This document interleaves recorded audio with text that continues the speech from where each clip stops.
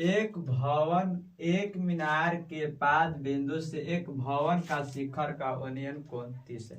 एक मीनार के पाद बिंदु से एक भवन का शिखर के उन्नयन कोण 30 डिग्री है। एक मीनार, मान लीजिए कि ये मीनार है और ये भवन है।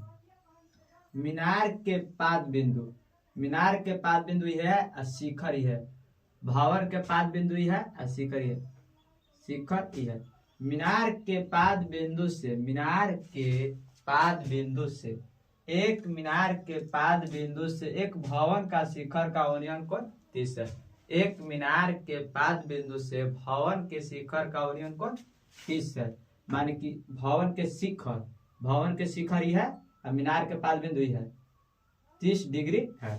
अब कह रहा है प्रश्न कि और भवन के पाद बिंदु से मीनार के शिखर का उन्नयन कोण 60 है। और भवन के पाद बिंदु से मीनार का शिखर का उन्नयन कोण 60 है। भवन के पाद बिंदु ये है, अब मीनार के शिखर ही है, मीनार के शिखर ये है। भवन के पाद बिंदु ये है, मीनार के शिखर ही है, 60 डिग्री।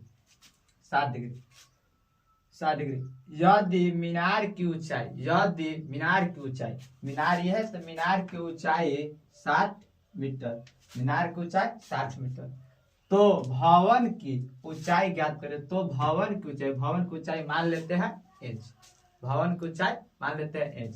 अब सजा देंगे इसको त्रिभुज ए बी सी डी, इसको मानते हैं A B C D.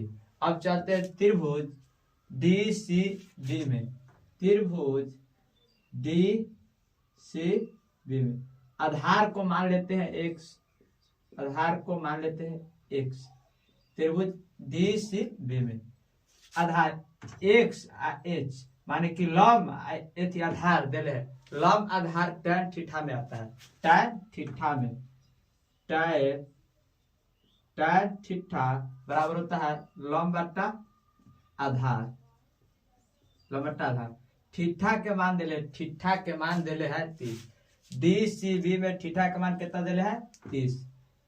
tan 30 बराबर लंब हो जाएगा इसको डीसी में, इसको इस त्रिभुज में हो जाएगा लंब h, आधार हो जाएगा x। tan 30 के मान 1/√3 बराबर h बटा x। अब x में x से कीजिएगा तो x बराबर √3 से h में कीजिएगा तो √3h, x के मान निकल गया। आप चलेंगे बारह त्रिभुज में ए बी सी में, त्रिभुज ए बी सी में, अब चलेंगे त्रिभुज ए बी सी में, अब चलेंगे बारह त्रिभुज ए बी सी में। tan थीटा एक में दे रहे लंब आधार आता है tan थीटा में, tan थीटा बराबर लंब बटा आधार, tan थीटा बराबर होता है लंब बटा आधार। tan अपन थीटा का मान दे 60, tan 60 बराबर लंब है इसको 60, आधार है x। tan 60 के मान √3 बराबर 60 बटा x,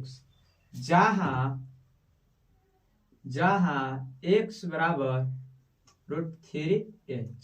इसको देखिए x के मान आया है √3h, तो जहां लिख देंगे जहां x बराबर √3h बराबर 60 बट्टा x की जगह कितना लिख रहा है √3h, x की जगह कितना लिख रहा है √3h।